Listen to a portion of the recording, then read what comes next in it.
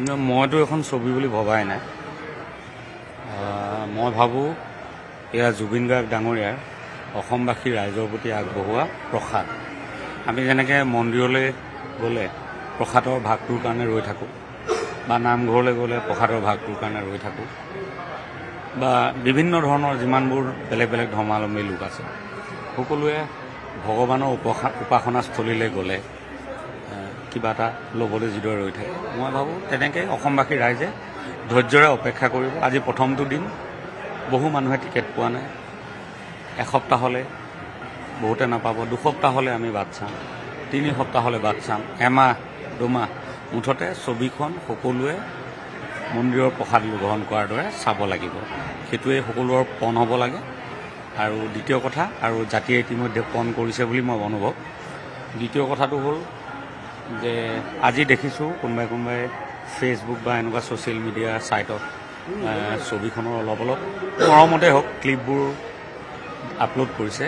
গতিকে এই কথাটো দাদায়ো খুব বেয়া পাইছিলে, আৰু মই আশা কৰোঁ তোমালোকে এইটো কাম নকৰিবা। তোমালোক আমাৰে ভাই, গতিকে কোনেও এই কামটো নকৰিবা দেই, সেইটো মই আহ্বান জনাইছোঁ।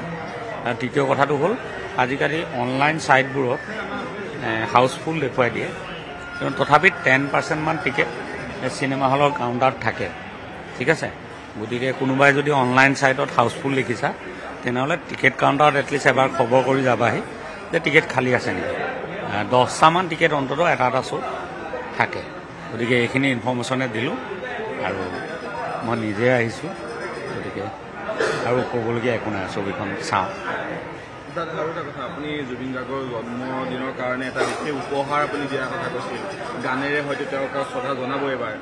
আজি এটা বিশেষ ফেচবুক পোষ্ট আপুনি লিখিছিল, কেনেকুৱা ধৰণে? নহয়, কথাটো কেনেকুৱা যে এনেকুৱা এটা ঘটনাৰ পিছত সদায় আচলতে আমাৰ নিচিনা গান লিখা সুৰ কৰা মানুহে গীত এটা কৰে, কিন্তু দাদাৰ ক্ষেত্ৰত কি হৈছে, গীতটো কোনোদিনে কৰিম বুলি মই ভবা নাই, নাছিলোঁ, মোৰ মনলৈ অহা নাছিল।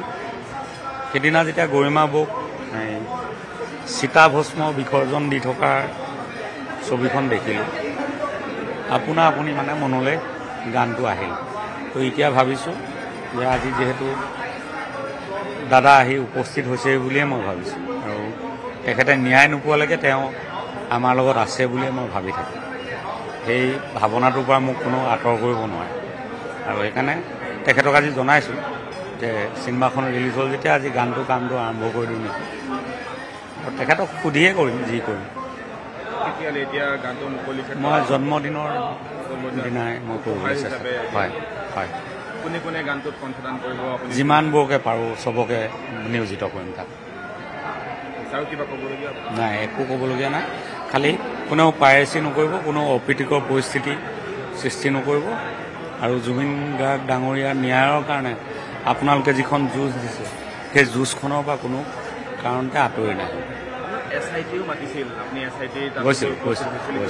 কেনেকুৱা ধৰণে? তেতিয়া মই যিখিনি তথ্য প্ৰমাণ দিব লাগে দি থৈ আহিছোঁ। গতিকে SITৰ তদন্ত প্ৰক্ৰিয়া সঠিক দিশত আগবাঢ়িছে বুলি জনাইছে।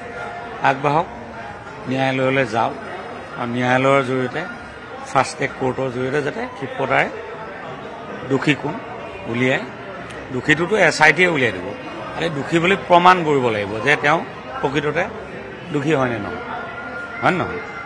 দোষী মানে দোষী কোন সেইটো SITয়ে নিৰ্ধাৰণ কৰি দিব, আৰু তাৰ সপক্ষে SITয়ে সাক্ষ্য প্ৰমাণ দিব লাগিব আদালতত। গতিকে SITয়ে সোনকালে নিৰূপণ কৰক দোষী কোন।